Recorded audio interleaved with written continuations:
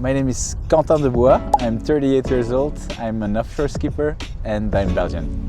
How long have you been sailing for? I'm sailing since 7 years now. What triggered your interest in it? First time I went sailing, I think I loved the feeling of freedom that it gave. So, is this your job? It's my job since this year, yes. What did you do before then? Before that, I founded a company in event marketing and then one in sales automation. Okay, cool. And what record are you attempting soon? I'm preparing for the moment an attempt to break the world record for crossing the Atlantic Ocean solo-handed on this little boat. Okay, cool. And when are you doing this? That will be for December, so December 2025 in 1 month and a half. And what's something that people never see about the work that goes into a record attempt? Mostly teamwork. That's what they don't see, because I'm alone at sea, but there is a whole team working on the project since 1 year now, and they're doing amazing work, and without them nothing is possible, and I would like that people can see that more. Okay, and is this your boat? That's my boat, yes, since 4 years now. And how much did it cost? It costs around 60,000 euros, so it's like a big car. Oh wow, and can I ask if it's tax deductible? It is tax deductible, yes. It's the ownership of my company and it's amortized over 5 years. Okay, nice. And how long with this boat will you be at sea for? During the record attempt, somewhere between 25 and 30 days. Okay, cool. So do you need to steer the boat 24/7? No, you steer the boat between 8 and 10 hours a day, and then there is the autopilot that can take over. It's a little bit less good than the sailor if you want to go fast, but that enables you to sleep and eat and do everything else you gotta do. Okay, so you have time to sleep. Yeah. So can I ask, where's your bed? Yes, sure, I'll show you. So that's the bed. That's the little mattress there. It's very comfortable, and I switch it from place to another on the boat to use my weight to balance the boat. Okay, I'm almost afraid, but does your boat have a toilet? It does have a toilet, that's the blue bucket there. And where do you shower? On the other blue bucket here.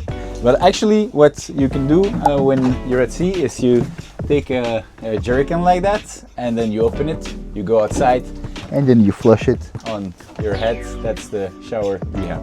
Won't that be very cold? It may be a bit cold, but then you're clean, so no problem. All right, and does your boat have a fridge? It does not have a fridge, no, it doesn't. So what will you eat? I will eat food that can be preserved for a long amount of time, so a little bit like cans, but it's in bags. And will you catch a fresh fish in the sea as well? No, because we don't really have the time to do so, and also the boat goes a little bit too fast to be able to catch fishes. But I have lots of fishes, flying fishes, who just jump on the boat during the Atlantic crossing, so it's rather the fish who will be catching me. Will you eat them? I will not eat them. If I see one landing on the boat, I will gently put it back into the water. That's nice. Which food from land will you miss the most? Pizza. Are there ways to stay in touch with the land? Yes, I have a satellite connection that I can switch on 1 hour per day, not more, because it uses a lot of energy. And 1 hour a day I can exchange information with my team that is on land and also with my relatives. How do you generate energy on the boat? With the solar panels that are here.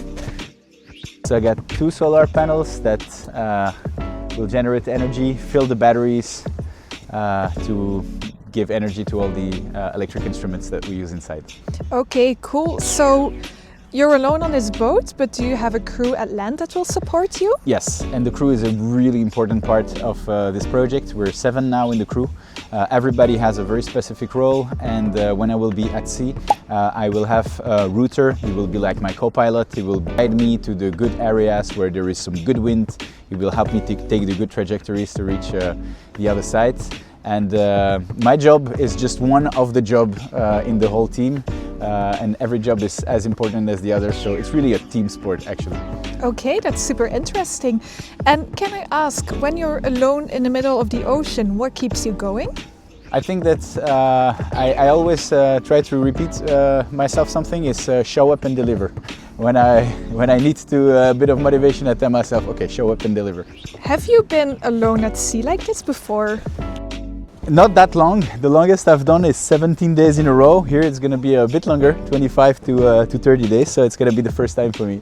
Okay, and when you did other trips, have you been scared alone at sea? Not really scared. Sometimes you feel a little bit of fear, and it's a good thing because it reminds you that you're in a risky situation and you make good decisions thanks to that. But not really scared, as you could say. What's the craziest thing that has happened at sea? One day I thought that the boat would capsize and get up and down, and that was a tense moment. Did it actually happen? No, it did not. Okay, Fortunately. lucky. Is sailing for everyone? Yes, sailing is for everyone. I started when I was 31 years old. I never sailed before, and then if you put a little bit of energy in it, then yes, sailing is absolutely for everyone. What's one thing that sailing has taught you? I think it taught me to accept to not have control over your environment, because at sea you have zero control on the sea, zero control on the waves, on the wind. The only thing you can do is adapt yourself, the boat, the balance of the boat, and you gotta accept that you have no control over the ocean. Okay, nice. How is solo sailing similar to entrepreneurship? Solo sailing is similar to entrepreneurship in many ways. Some of them I can think of is that you have to make a lot of decisions in situations of uncertainty, high uncertainty. You have to be very flexible, very adaptable.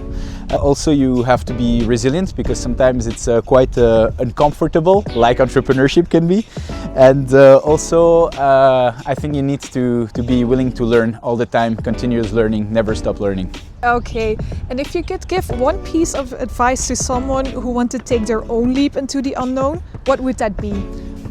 I think that would be to be comfortable with doubt and with obstacles, because they're really part of the journey. In every big endeavor that you want to launch yourself in, they're part of it. So rather than being afraid of them, you should, I think, welcome them. And doubt is a very good indicator that you're learning.